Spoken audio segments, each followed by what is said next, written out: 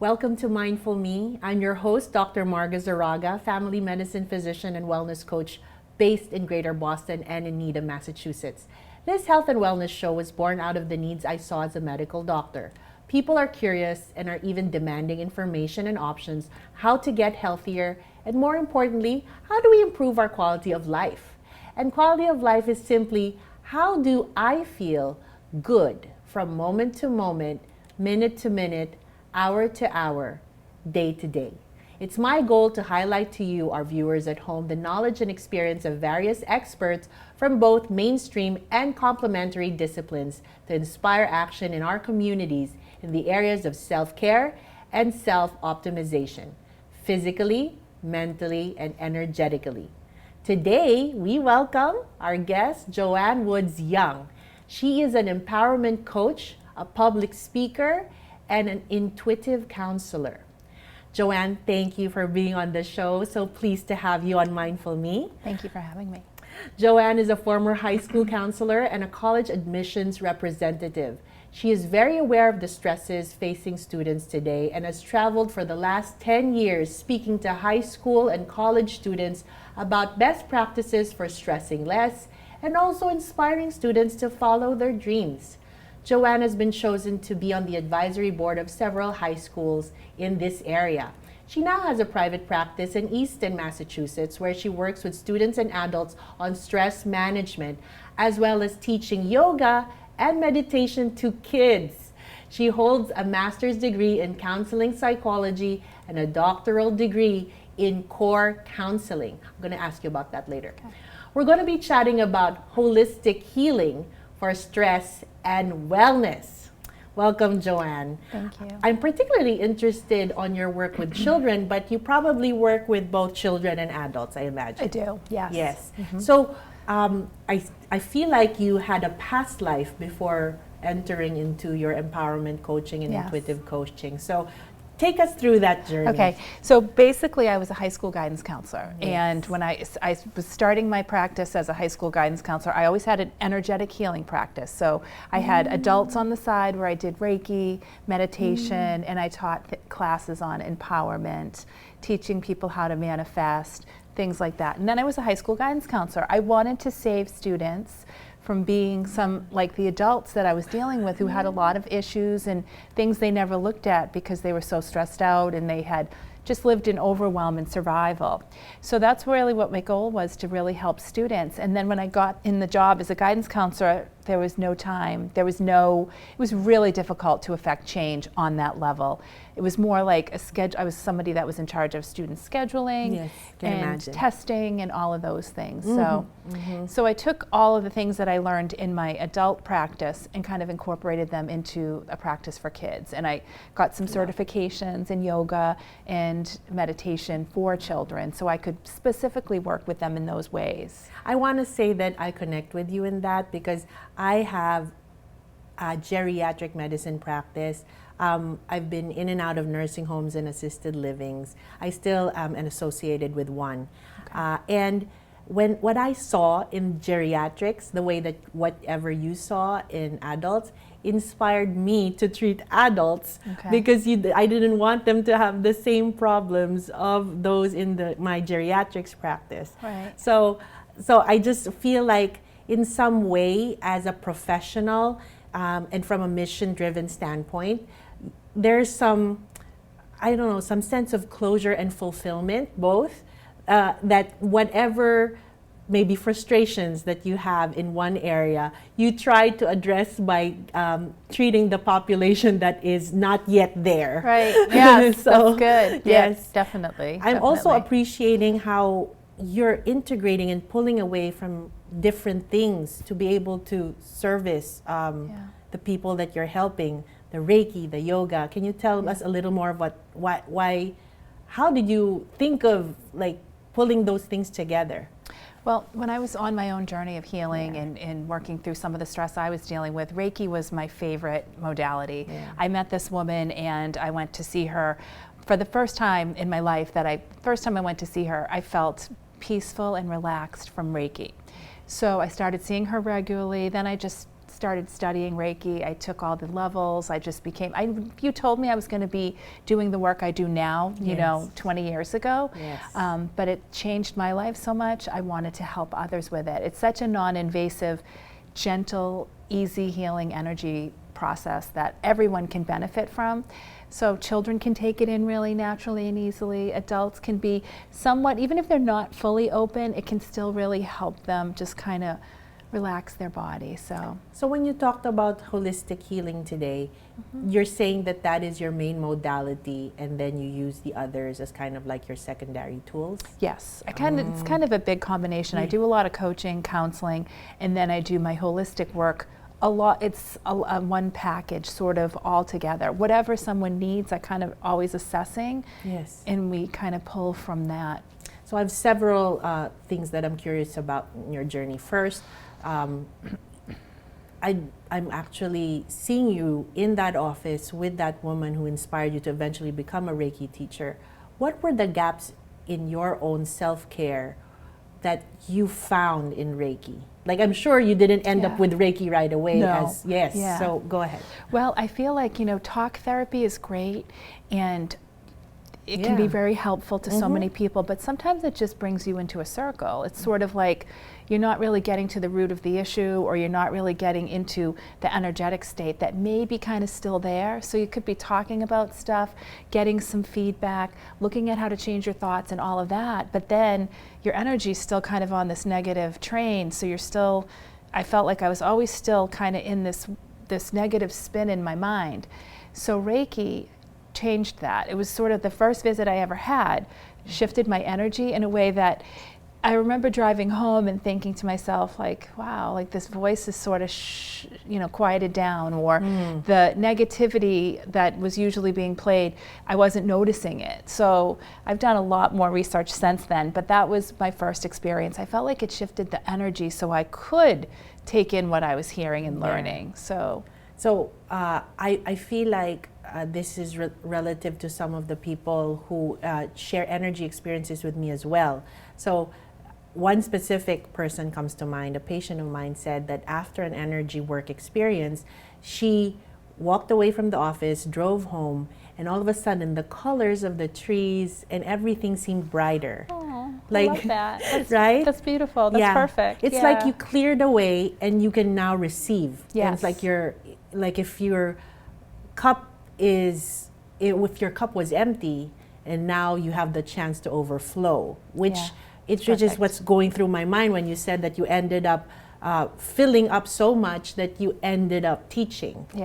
So absolutely. I'm sure with COVID you saw some quite unique needs. Definitely. If you could share what's been going on in your space around that area. So by the time COVID came, I have done a lot of work learning about how the brain works and learning how our thoughts are what create our feelings and all of that. So a lot of the people that I dealt with, it would be talking about, we would be going into presence, coming right into presence, because a lot of the people, my regular clients as well as some of the new clients I was working with during COVID, it's anxiety, stress, fear, all of those things. So a lot of the work I did during that time was just teaching people, look at your thoughts. Your thoughts are all creating this feeling. And what are thoughts? They're just like little clouds coming by. So kind of teaching people to look at how their brain works and how they can sort of just take notice of that, and that can really help come into the present. Because I believe we all have our own perfect innate wellness within us, but we get stuck in the feeling of our thoughts. So when we can see that, it's not all that serious. It's sort of like, okay, so this is what I'm doing today. Let me go to sleep tonight, and maybe tomorrow it's a different day. The thoughts will slow down, they'll speed up, and will be reacting to what is happening with that. So I'm wondering what kind of people were seeking your help.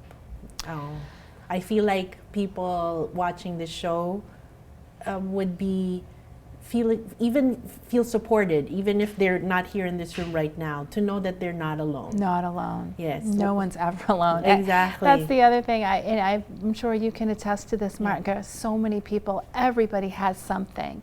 There's not one person out in the world that has it all together, that's not feeling any stress or anything like that. So knowing that you're not alone, and you can always reach out and you can always find somebody who can understand you, or knowing that you are part of a greater group of people who are maybe all experiencing the same thing. What's coming to me listening to you is, for me, if yours is Reiki, breathwork is how I've built my agenda, I guess, with my community. And I'm going to share this story, and I hope to hear more from you. One of my stories is a patient who had a mood disorder, and actually was hospitalized to get her medications in check. And because I'm a medical doctor, I was able to manage that for her. But she was very resistant to talk therapy. So she agreed, and with a lot of resistance initially, because you said it yourself, people have different forms of fear, threat. And one of the threats was, what is this doctor going to teach me? Or like, do I really want to even be taught, right? So she opened herself up to breath work.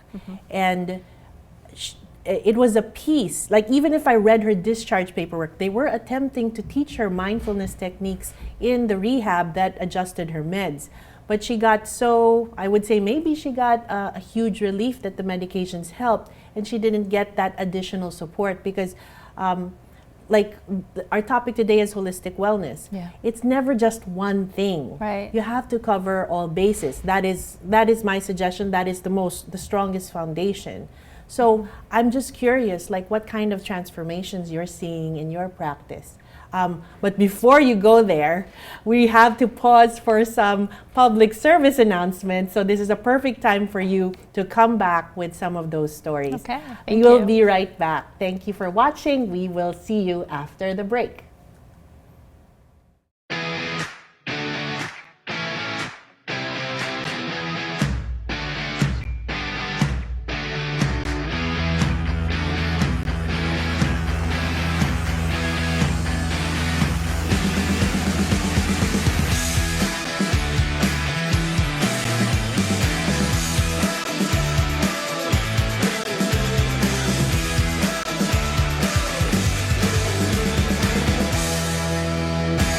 And next up to the fridge is Nia.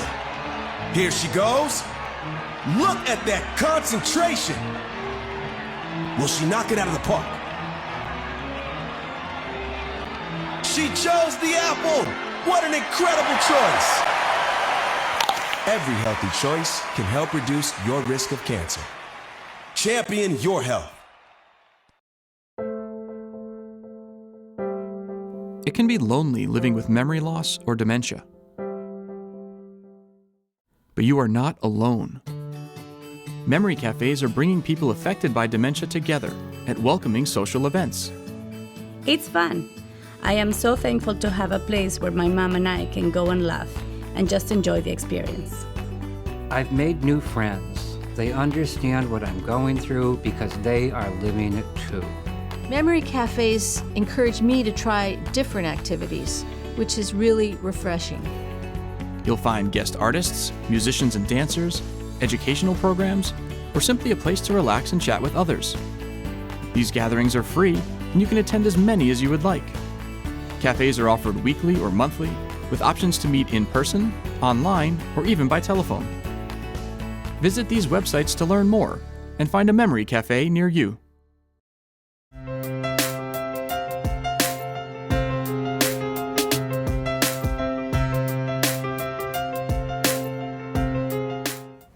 And we're back. So let us pause for our mindful quote of the day. Gratitude changes everything.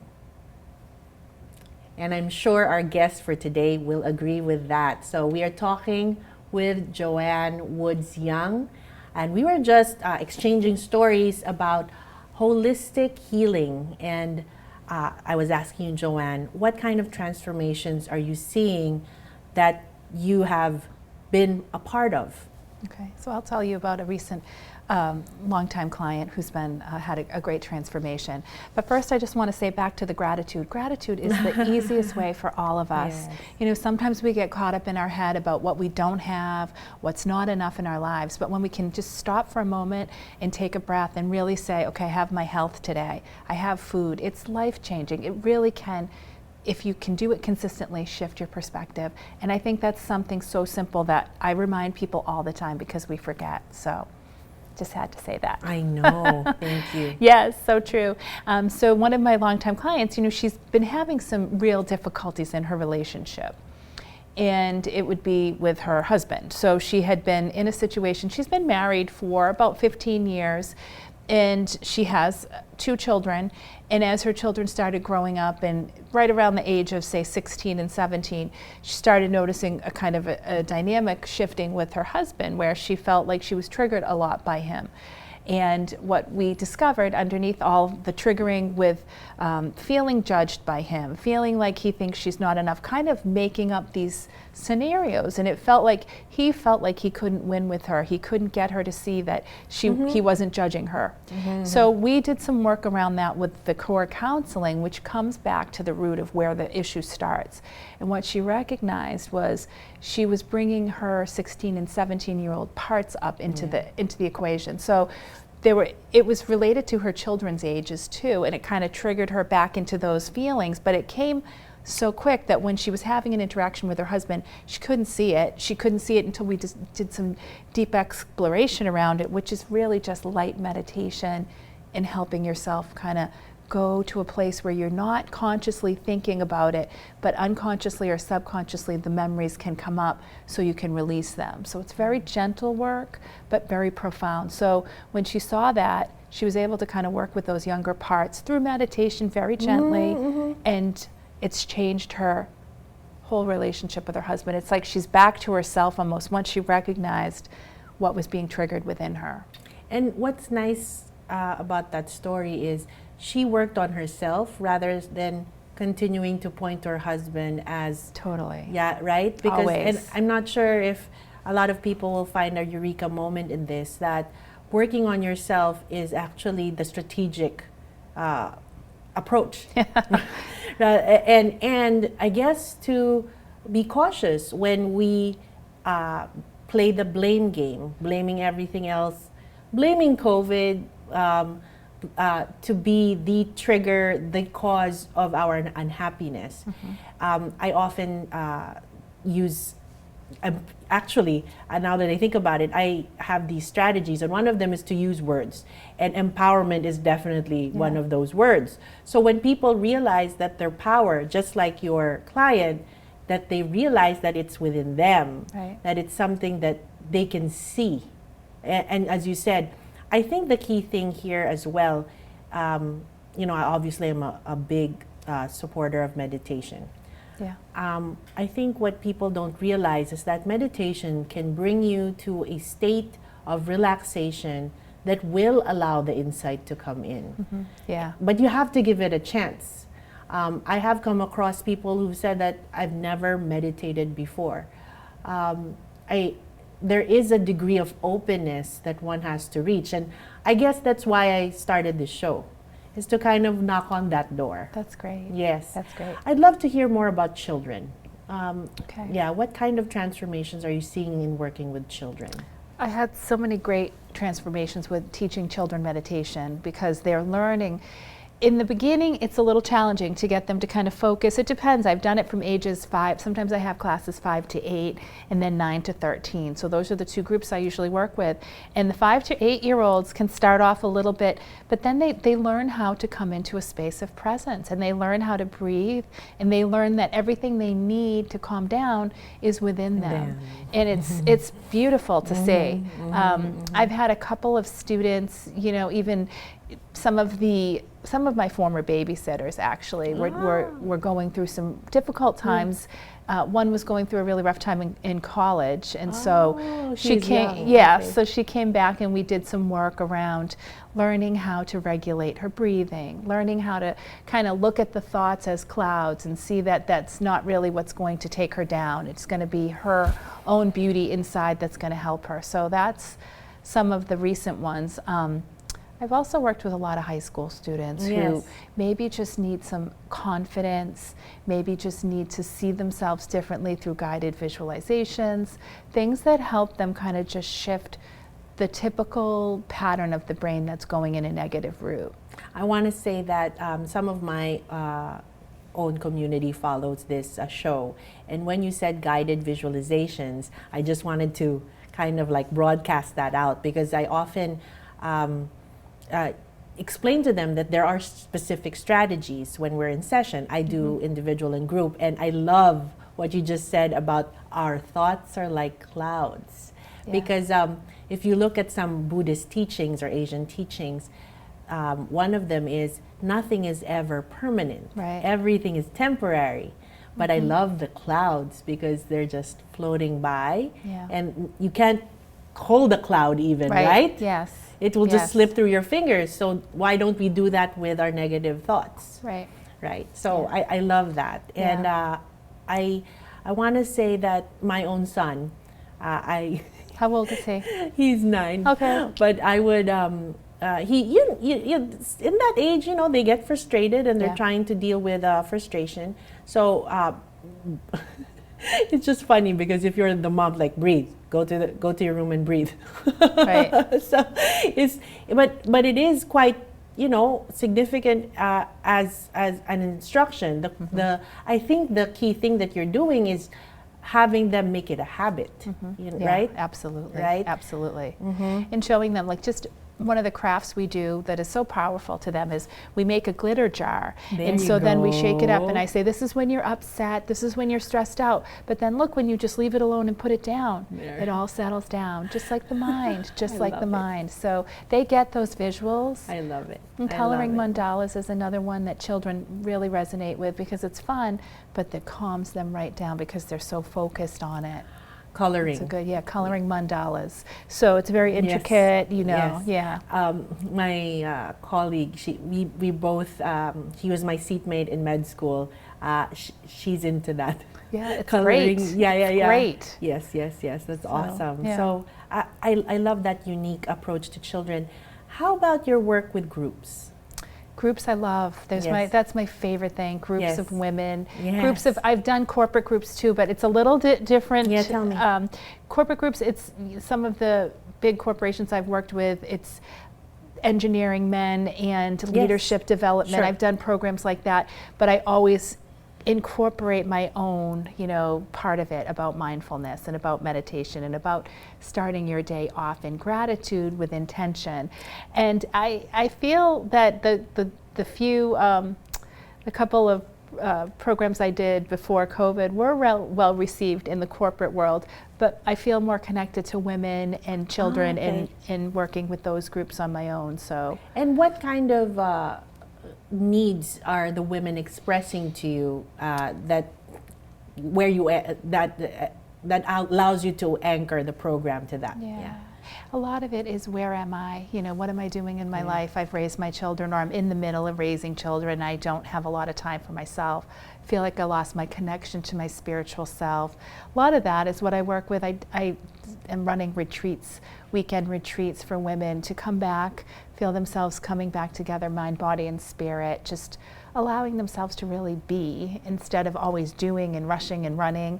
Just coming back into the space where they can connect to themselves. So most of them connect to you first, or Yeah. are they connected as a community then come to you? Usually I create the community. There you So go. some people come together as a pair, or maybe 3 people from a family, but I'm the one creating the community. Yes. So my new goal right now is just starting up with some more women's groups. I've always done them, but because of COVID, I haven't had an in-person one. So I'm trying to work Build on up to getting back. that. Yeah, getting back Awesome. to that. Awesome. Yeah. Were there any unique challenges that you saw in COVID that never came up before, whether in women or in children? The two main with women and corporate, because I did a lot of corporate presenting that I turned into virtual during COVID. People didn't have any downtime because lots of people were at home, whatever that was. But some people that used their travel time and their car time and all of that had no time, even between meetings. So a lot of those people, that was, to me, that was a big eye-opener. After I did the first group presentation, it was a group of women, but they were women in a certain industry in Boston.